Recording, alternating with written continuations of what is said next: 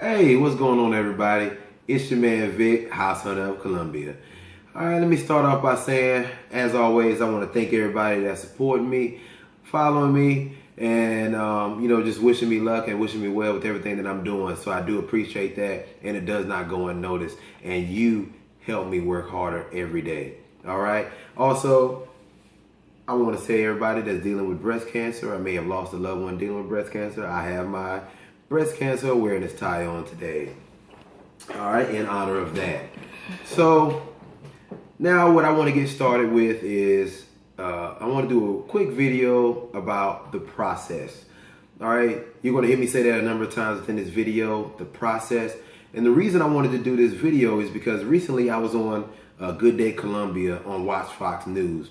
It was a brief segment that I was able to talk about some of the process dealing with down payment, loan to value ratio, and things of that nature. All right, so I wanted to do just a little bit more in depth and detail this video out. All right, so what I will start with is letting everybody know I understand that it can be scary or make you fearful when it comes to buying a house, when you hear about credit, when you hear about down payment and those things. But do not let that scare you. All right, I'm going to help you out today and give you some information that may help ease your fear.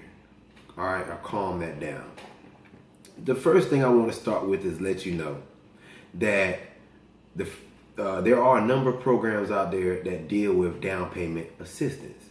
All right, with down payment assistance, you can go to the South Carolina Housing Authority website, and they have a chart on there that will show you what you qualify for. Some people make too much to get that down payment assistance, but a chart will show you where you fall in to get that down payment assistance. All right, so just go to the South Carolina Housing Authority website. It's a great website to go to and learn a lot of information in dealing with getting a house. All right, so that part there will help with down payment assistance with teachers, nurses, not just RNs, not just registered nurses, but also CNAs and LPNs and everything. Also police officers, firemen, National Guardsmen. These people are considered palmetto heroes, and they have a program for you as well. So please look into these programs. All right. The next thing I want to talk about, which is the first part of the process, the pre-approval. The pre-approval is the first thing that you want to do. Credit is a scary thing. There are a lot of people out there do have credit issues. But if you have credit issues, please email me at househunterofcolumbia@gmail.com. You can also find me on Facebook at Victor Hugee, Hugee, or Facebook. I said Facebook, but also you can find me on Twitter at House Hunter Cola. And you can just inbox me, email me, or whatever, and I can help you out with whatever credit issues you're having. All right. Now, for those that already have their credit straight or maybe right on the brink, understand that the quote-unquote 620 or 640 is not always the key factor to you getting credit. You may have under that, and may just be some extenuating circumstances for other people that you don't have that may still allow you to get credit at a 600 credit score. Your interest may be a little bit different, but you still may get qualified. So don't be scared to go ahead and apply and see how much you can get qualified for. All right. Now, another thing that I noticed that people are trying to do before their pre-approval, they're trying to get cars to use that as a payment history.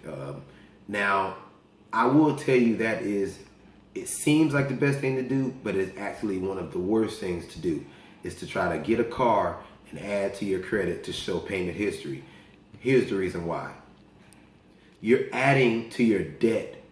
There's a thing called debt to income ratio. So if you have one thing coming in, you still have stuff going out. If you add a $20,000 or $30,000 car to your debt, now your debt is here, but your income is here, or maybe they're even. That's a risk for anybody loaning you money for a house that's going to be $120,000 to $150,000. All right. So don't get the car first. Get the house first, then get the car. All right. So the best thing for you to do is get secure credit cards. Get you 2 secure credit cards that you'll be able to spend on at $200 or so, $300, and just spend it accordingly. Get some gas, pay on that. All right. Maybe go get some groceries, simple things like that, and pay on it. So you can show a revolving credit history. That's the best thing to do, not going to get a car. All right. Now, so we passed the pre-approval stage. If you've been pre-approved, you will get a pre-approval letter, and it will have on there your interest rate, your closing costs that we want to stay at, your percent, and your loan to value ratio. What a loan to value ratio is this. You may get a loan to value ratio of 96.5%. 96.5% goes towards the house. The other 3.5% comes from you in the form of a down payment. Now, for simple numbers, if you were getting a house at $125,000 times 3.5%, your down payment would be $4,375.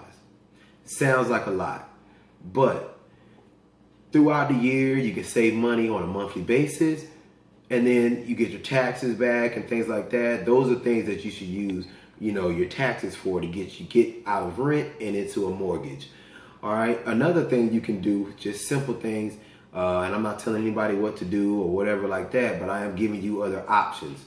All right. Throughout the year, how many of us spend $5 at McDonald's, Burger King, or wherever out to eat? And how many people that have a job and work are eating out 2 to 3 times a day probably? All right. So let's just say somebody may be eating out 3 times a day, or even if it's just twice, but it's adding up to $15 a day. So if you're eating out 3 times a day, $5 a meal, $15 a day. All right. Times that times 5, $75. All right. And let's times that times 4. That's $300 a month that is essentially going to food. All right. Eating out. Maybe that's something we can take away and save our money that way. All right. Over the time period of 12 months, that's $3,600. All right. So those are options for you as well. Let's look at your lifestyle and see where can you pull back so you can get out of the $1,000 rent payment today and get in the $700 mortgage tomorrow. All right. It's just simple sacrifices that you can make. So that's how you'll get that loan to value ratio taken care of with the down payment. All right. There are other people that already have that saved up and they're ready to move forward. So we're going to get past the pre-approval and now the down payment that you're going to need. The other thing that you're going to need when you're moving forward with getting a house are home inspection costs. Home inspection costs usually are about $500 total. Depending on the square footage of the house, you'll have a home inspection cost of about $250. All right. The home inspection covers you. It is not mandatory, but it is highly, highly suggested. What it does, it checks everything in the house to make sure there are no issues, no latent defects with the house. If there are issues with the house, the roof, any leakage or anything like that, your home inspection will lay that out. You have major issues and minor issues. Within your negotiation of your contract, after you agreed upon a house and everything and a price point, you turn that over to the seller or the selling agent and say, these are the things that we want fixed. They will have to either fix those things, and if they do not fix them, you can always, get out of your contract without losing your earnest money that way. And earnest money is just money that you put down on a house at like a deposit to say, I am sticking to the terms of this deal. All right. So that's what your home inspection will do. They will have to fix those issues. And if they don't, you can back away or you can negotiate something else as far as the price point or, some allowance to get it fixed on your own. All right, so you want to definitely get a home inspection. You also have an HVAC inspection. It's checking your heating and air. Your HVAC inspection costs about $125, $150. All right. After you do that you also will have a termite inspection, which is about $75 to $100. So you'll be at around $500 for all your home inspection costs. Your earnest money, which is like a deposit, is usually $500. Some people, depending on the time of the year or the amount of the house, may want $1,000, but usually you can look at about $500 there. So you're looking at $1,000 total for $500 earnest money, which does go towards your cost of the house or your down payment as well. So you're not losing that money. And then your $500 for all your inspections, that is cost that you want to pay a small amount of money to pay for the biggest purchase in your life. All right, $125,000 house to make sure nothing's wrong with it. And then you have your down payment, depending on the price of the house, and just times that by 3.5%, and that'll be what your down payment is. That's what you're looking at. All right, so I just wanted to give you a quick video about your pre-approval, your loan to value ratio, your home inspections. These are things that will be your costs prior to closing on your house.